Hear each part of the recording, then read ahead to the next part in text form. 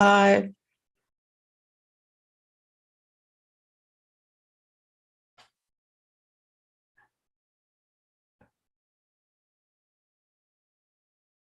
Okay, and we are off. Okay, this is Celeste of Astrology by Celeste, and today I'm going to talk about the full moon in Virgo. Oh,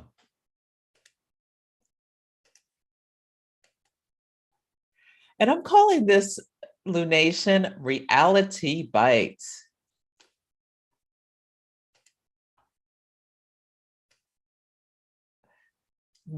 The Virgo full moon is the last full moon of the astrology year of the zodiac calendar because the sun is in Pisces, the last sign of the zodiac, and the moon is in Virgo. So it's the last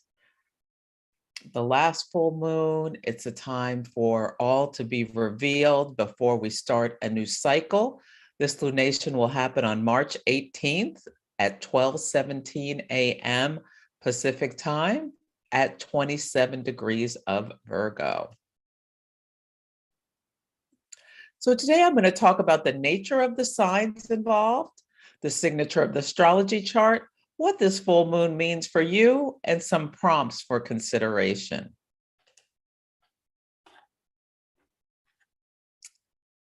So the luminaries and the signs. So I like to call the Pisces Virgo axis the axis of the practical versus the spiritual. It's also the axis of hold on, I'm having a problem with my slide deck. That's okay.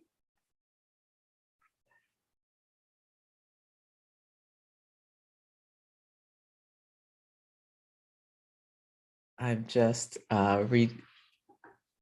okay. Let's see. Let's share the slides again. Apologies. Okay. There we go. Now you can see Jupiter and Neptune. Okay. So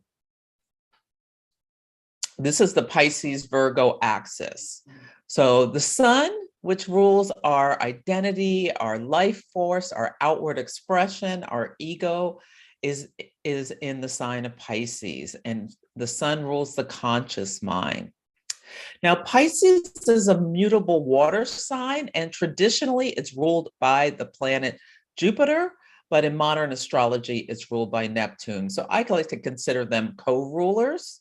And with Pisces, I think a lot about our mental health, um, about what goes on in our imagination, essentially, is how I relate that to mental health. It's the natural ruler of the 12th house, of the house of secrets, the house of the subconscious, the house of self-undoing. So some key words for Pisces are selflessness, a dreamer quality. It's such creative and beautiful energy and compassion.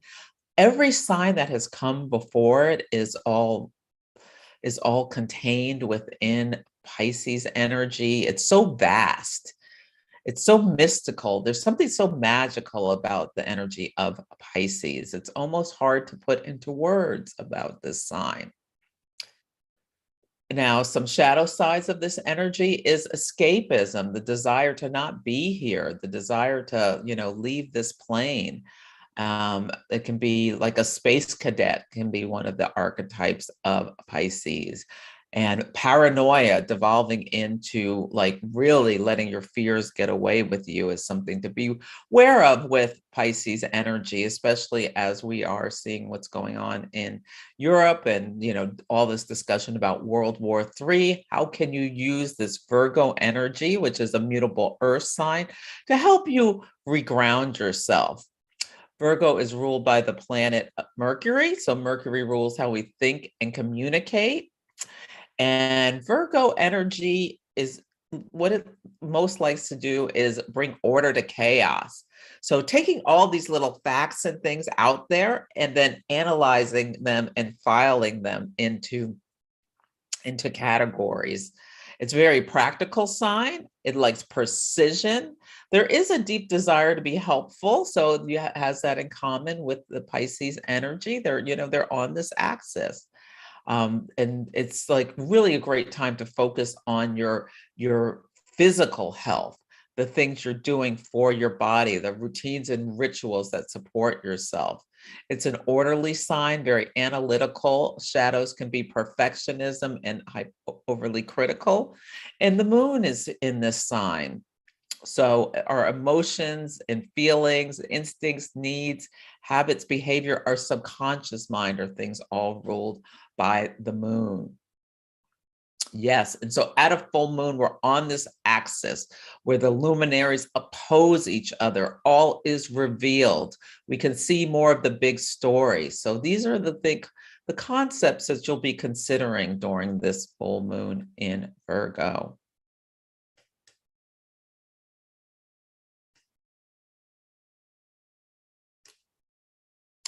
So the moon phase family is Dietrich Pessin is the astrologer who discovered this cycle, and that will have a new moon, and that new moon will be at a certain degree. For this family, the new moon was at 25 degrees of Virgo back on September 17th of 2020. And now we're at a first quarter moon that relates to that same cycle. And we're now at 27 degrees.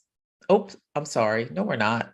Sorry, I'm recording this, like practicing for my podcast. So I'm a little out of sorts. Okay, so the new moon was at 25 degrees, September of 2020. Then at the 9 months later, it's a lunar gestational cycle. The same degree approximately is triggered by a first quarter moon, where it's a time of, things are seated at the new moon. At the first quarter moon, we make decisions, we course correct, things pop into our lives. So sometimes you won't even realize what happened at the new moon, but you'll have a deeper understanding around the first quarter moon. The first quarter moon is a time for course correction. Yes. So the sun is in Gemini, the moon was in Virgo, about the same degree on June 17th, 2021. At the full moon, all is revealed. So the sun was in Pisces, the moon will be in Virgo, and this is going to be on Friday and at 27 degrees again. So Friday, March 18th. And the last quarter moon of this cycle, this will be in December when the sun is in Sagittarius and the moon is in Virgo.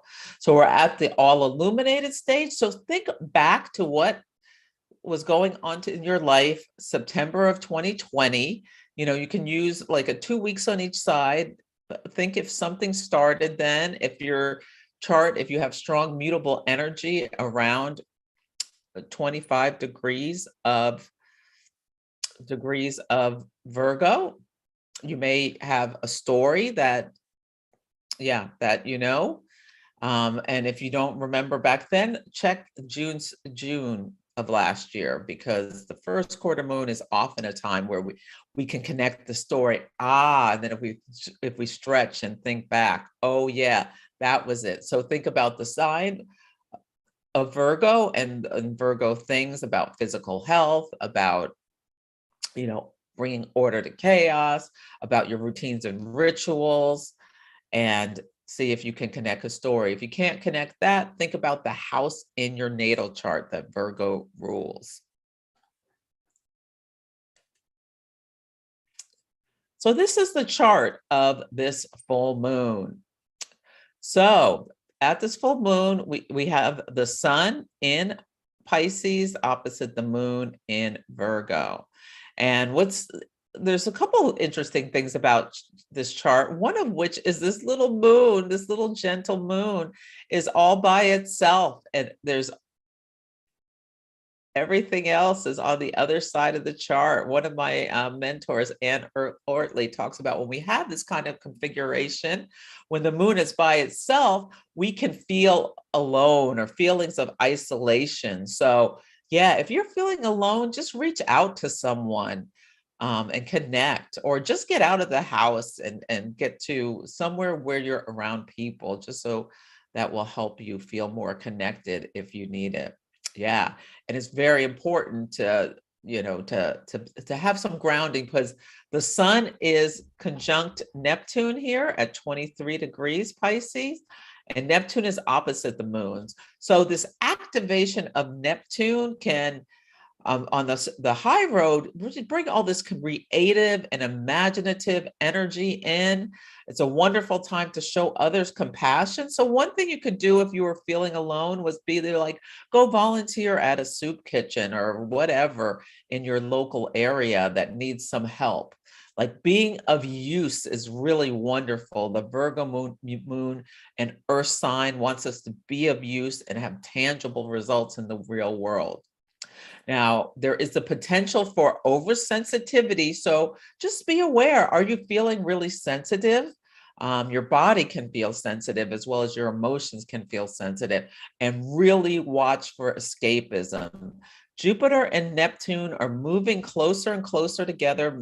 Jupiter is moving closer and closer to Neptune for their great conjunction on April 12th. And this has not happened in 165 years or so since Jupiter and Neptune came together in their home sign of Pisces. So there's going to be like, it's a building energy. There's going to be like big emotions, big water. We're seeing in Australia, there are these incredible floods. I talked about this on my Instagram Live on Sunday, the 13th of March. If you want to go back and look at that, you can find it on Instagram, or what's that other one called? Facebook. Yeah. So that's where that is. And I talked about the charts of the chart of Australia. And yeah, so we knew we would see something as Jupiter and Neptune are moving together. They've had like 18,000 homes flooded and all sorts of things. They're having like just these torrential storms since late February. And I imagine that they may continue into the Great Conjunction on April 12th, or maybe it'd be somewhere else in the world. But regardless, there's a lot of water everywhere, and water inside us being emotional as well. So also in Mercury is in Pisces. So see, we have 4 planets in Pisces. So there's a lot of this Pisces energy. So you may feel untethered. So make sure you try to ground yourself. There's not a lot of Earth. We've got at this full moon, this activation of the moon in Virgo. But Virgo is somewhat of it feels like almost like an air sign in some ways, because it's ruled by Mercury, which is all about the thinking processes. So yeah, it's important not to get lost in our heads. Yeah. And Mercury in Pisces is sextile Uranus in Taurus. So I love this. A sextile is always an opportunity. So an opportunity to be inventive, to be creative, and have some original ideas. I'm going to be writing a story about a tarot card. Yeah, I'm going to be doing a special event. I don't want to ruin the surprise, but there is a potential for a lack of focus and impracticality with this activation. So use it to like think about, with Mercury and Pisces, communicating without words or with few words. Water signs are mute. They're feeling, not speaking. So think about that with that beautiful Mercury sextile Uranus, the planet of inventiveness, the great awakener. Like awaken yourself to different ways of communicating with by touch with your partner, your children, or your pets, and things like that, rather than words. So Venus and Mars are still traveling close together. Right now, Venus is at 11 degrees of Aquarius, starting to pick up speed and get back to her normal speed after that long retrograde in Capricorn.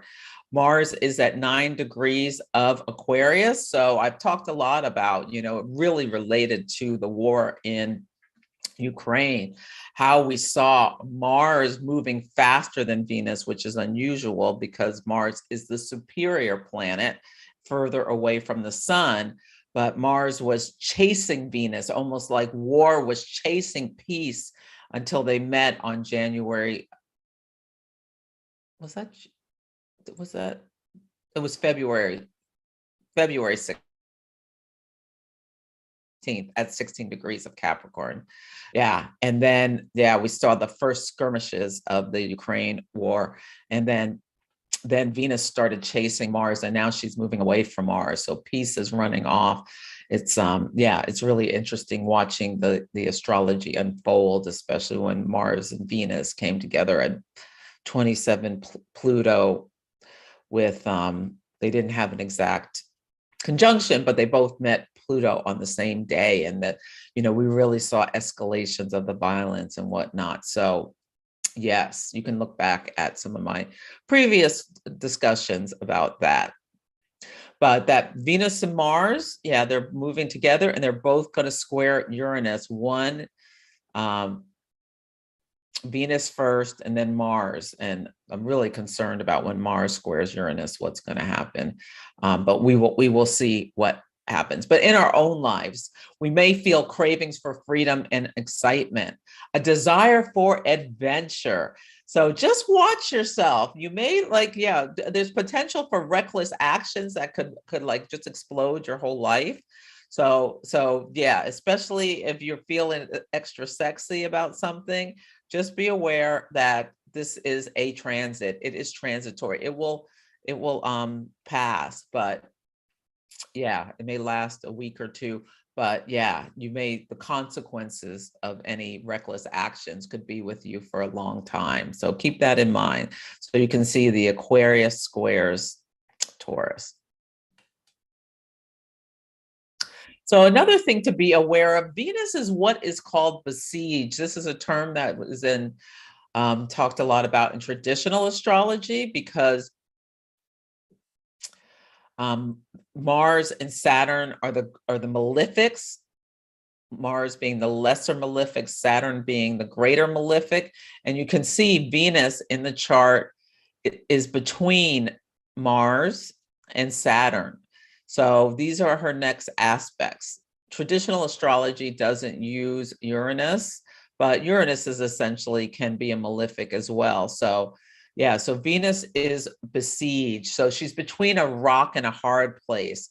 Chasing pleasure will end in disappointment. I mean, this is not, she'll be there till March 28th. I wouldn't recommend setting up something where you're expecting to have like this wonderful, wonderful time, because Venus is besieged. She's just, there's just blocking her. She's a benefic, blocking the beauty, the harmony and everything that she puts out. So it will be surprising if an end of the war is negotiated before March 28th, or if one is negotiated, that it might all fall apart. But put a reminder on your calendar for April 6th, because poor little Venus, who's been battered around since December, is finally going to be free in her exaltation, the sign of her exaltation of Pisces, able to really bring that universal love and harmony and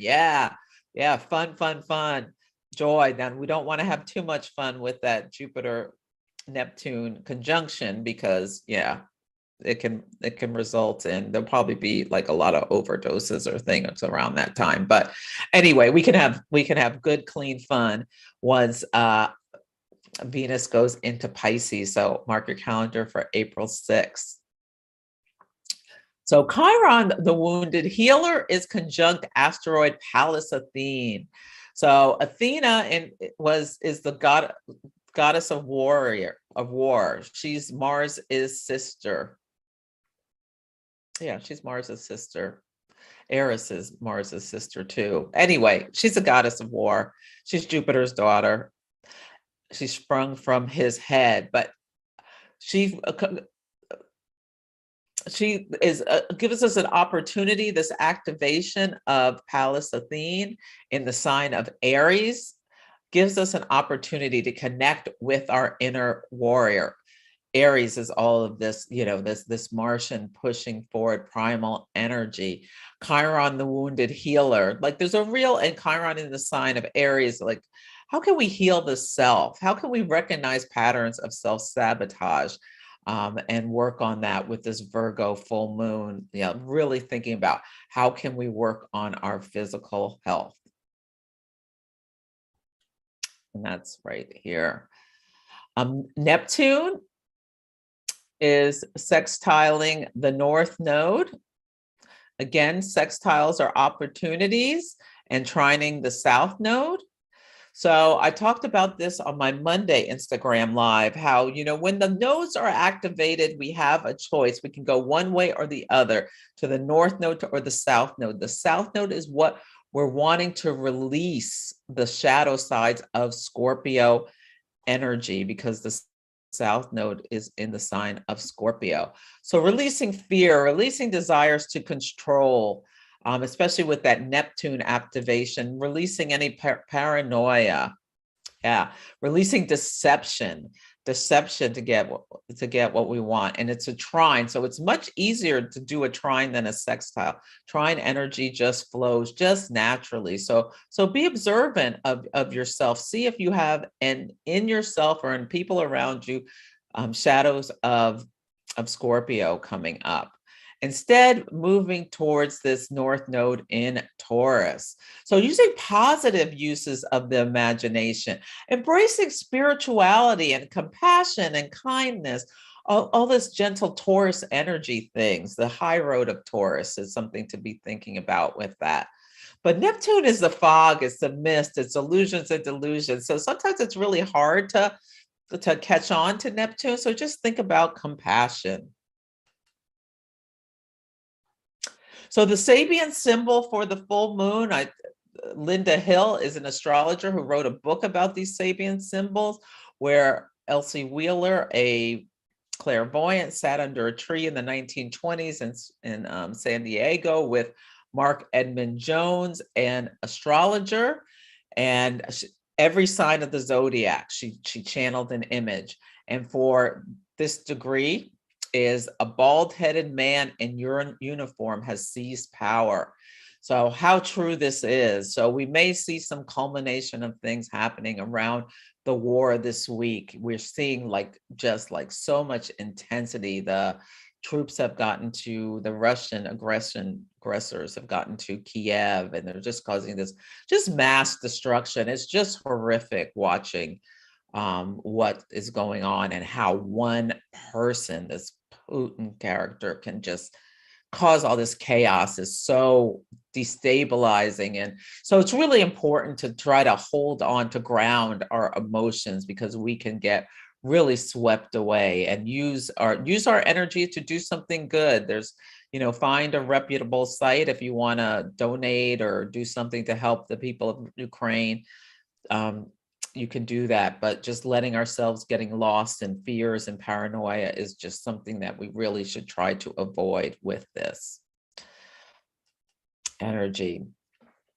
So where are all the how will it impact you in your life? So I'm going to talk about, you can do your sun and your rising sign, or you can do your moon sign if you want as well.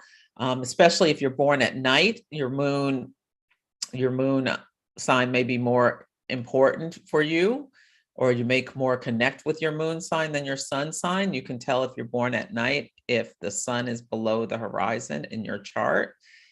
This is sunrise and sunset. Okay, so let's start with Aries. So Aries, this is your 6th house. So the 6th house is the house of chop wood, carry water. So really a double dose of really thinking about Aries, all of your health habits and things, which is really important because Aries season starts on Sunday. The sun will be in Aries, and there'll be fire in the sky, and Yeah, it'll be, leading off to your season. So it's good to clean up any bad habits or make a commitment about releasing things that no longer serve before that. And I'm going to be using the Archetypes deck for this full moon. Okay, so Aries, the sun will be shining in your 12th house of self-undoing, the moon in your house of daily health and habits. So perfect for you to really connect into this Virgo energy. And your card is the shaman. How interesting. Yes, let me read the shaman for you. How can you connect into that energy? Shaman.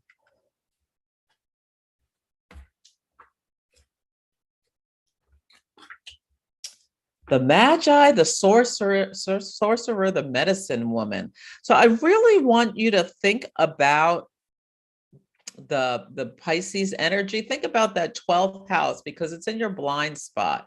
Think about like self-undoing. How can you let the magic be revealed in order for you to heal anything that ails you? How can you bring the shaman can bring the sacred to the everyday? So think about how can you bring that Virgo energy, Virgo the priestess, how can you bring the sacred to the everyday with some rituals and routines? So for Taurus, this full moon is in your 5th house of things you do for joy. So children, creativity, dating, sex, like just what you do for fun can be highlighted at this new moon. And the sun is shining in your 11th house and friends and groups. So think about, doing things for fun with friends or what have you. Ask a friend to introduce you to someone if you're single. If you're involved in a relationship, spend some sexy time with your partner. And the card is the gem. So for Tauruses, we're getting ready to have a solar eclipse in our sign. And so there can be, you can be feeling, and Uranus is in Taurus, so you can be feeling like a lot of pressure. So think about the gem, how a diamond or any other kind of gem, pressure brings out the beauty of the gem. So don't get discouraged if you're feeling like you're under pressure. Feel like, how you're excavating the dark places in order to, bring out the beauty. Yes, and like what routines and rituals do you need to support yourself? For Gemini, it's in the 4th house of home parents. This full moon is in the 4th house of home parents, your roots, your private self. And the sun is shining on the 10th house of your career. Yes. So the card is the Mystic. How interesting. This is all feeling very, very Piscean, the cards I'm pulling. Yes. So, so think about, how you can bring some practical spirituality into your life. And the 4th house can be also about the most private self. So tapping into your inner mystic, tapping into that beautiful watery energy. So Pisces squares Gemini likes the facts. How can you release some of that and feel into the magic and feel into the priestess energy of Virgo? This is so interesting. And then Cancer, this is in your 3rd house. So the 3rd house speaks about your local environment. It speaks about your early life. It thinks about your mental processes, and Virgo being here, like how can you clean things up, decluttering your mind potentially. And the card is the Pilgrim. How interesting. Let me see if I want to say anything else about the Pilgrim, because the Pilgrim goes on an expedition. The wanderer, the traveler, the apprentice. So this is a good reminder that those who wander are not lost. So think about how you can, think about higher wisdom and things with the 9th house The sun is shining on your ninth house, and the moon is letting go of how can you let go of like overthinking? Yes. I love that. Cancer, if that's something that you struggle with. For Leo, it's in the second house of money, possessions, and values. And Leo, you get the flame. So really taking some time to think about Leo. Has your fire, there hasn't been a lot of fire in the sky unless it's been in the moon in fire. So if your fire has been dimmed, or especially about how you bring money to yourself, this can be your salary, it can also speak to values and possession. If just consider, if the flame has been tamped down, what do you need to release in order to, what burdens do you need to release in order to reignite that flame? And the sun is shining in your eighth house of your deep psychological processes. So if the light is dim, relight it. Yeah. And think about, your values as well with that. Yeah. It's what needs to be shed. With the North Node in Taurus, we're all called to reassess our values. For Virgo, this is your first house. This is your full moon. This is like all about you, yourself, your brand, your appearance, your vitality. Yeah. Cleaning up any bad habits. Oh, and Virgo, you got the orphan. So if you're feeling alone or anything, Virgo, yeah, really examine if you're feeling alone at all, especially if you're in partnership, because the sun is shining in your seventh house of partnership. Like, yeah, how can you reconnect to your partner if you're feeling alone? Or if you're single, maybe think about, and you want a partner, think about how to get out there, get yourself back out there on the scene. Yeah. There's so many ways to meet people. You can like do any of these internet things, just be careful. You can go to like a community group or church or all sorts of things to meet people. Ask your friends to introduce you to someone. Yes. Okay. So for Libra, this is in your 12th house. So this full moon is in your 12th house of self-undoing, of secrets, of mysticism, of all that stuff. And I pulled the eternal child. Oh, how interesting. So how can you tap in, Libra, into your inner child? Now, Venus is besieged. So Libras and Tauruses may be feeling a little pressed. Like I pulled the gem for Taurus because Venus rules our sign and she's between a rock and a hard place. So, but think about how you can release any like mental stress and embrace that inner child. And maybe the sun's shining on your daily life. So think about what your sixth house of daily life is. Think about what you want to do in order to bring joy into your life. Yes, we're going to do that. Okay. Yeah. So the Scorpio, this full moon. Sorry, I'm doing this whole podcast thing. It's got me so skedaddled. I think I'm going to do something different for my podcast. I don't think I'm going to do this. Okay. Anyway, this is Scorpio. It's in your 11th house. The comic. So go out and have some fun with your friends, Scorpio. Yeah. So thinking about, what are you releasing? Now, the South Node is in your sign. So you're releasing things about yourself. Maybe there's some groups or things you need to release, or maybe you just need to go out and have some fun. Yeah, the sun is shining on your house of joy, moon there. Okay. So for Sagittarius, in your 10th house of the shape shifter is your card. The 10th house of career, but the shape shifter is your card. So think about, maybe you want to like remodel do some course correction, some adjustments, some perfecting of your image out in the world, Sagittarius. Thinking about that with the shape shifter. What changes do you want to make? Yes. So for Capricorn, it's in your 9th house of higher learning, wisdom, travel, all sorts of that stuff. Oh, and the empty room. I pulled this on Sunday. So yeah, Capricorn, really think about like releasing out your mind, going to the void. Yeah, even though this is a full moon, like really going within and letting things go, Capricorn. The sun shining on your house of mental processes. Maybe I think this is a real call to do some meditation.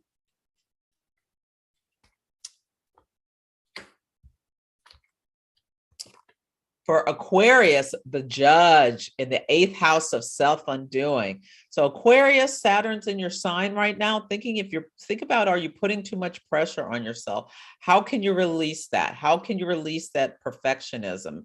How can you release some Virgo things? The sun is in your 2nd house. Of your values, re-examine them, release perfectionism or overly judging yourself or others. And last but not least, Pisces in your 7th house of a partnership. Ooh, I pulled the Venom. Wow. Ooh, that's a doozy. So think about unhealthy habits in your partnerships, and really how can you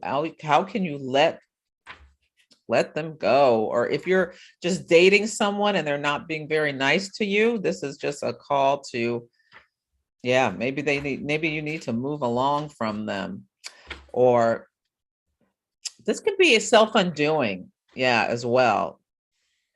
Yeah, toxin. So it's Virgo. So if you are someone who's escapist or doing any, drinking too much or what have you, I think this is a call to clean up your daily habits, Pisces.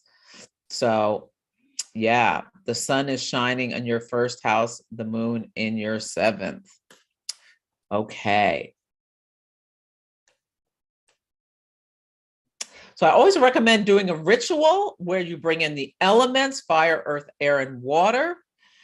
And just make some space for some wisdom to emerge. And setting intentions. Now with Pisces season, maybe you don't need to write anything down, even though the moon is in Virgo and Virgo likes us to communicate with words, but Pisces and Mercury being in Pisces, communicating in different ways. So do whatever you like. But here are some prompts. Reflect back on that new moon from September of 2020. How has your physical and mental health changed? Do you need to release habits, or you can just celebrate any wins that you've done since then? For me, my weight is down. Yes, it is. I'm so proud of myself. Yes, my Prolon. You can see the link in my goodies on my site. Yeah, that really worked for me. I started it last fall.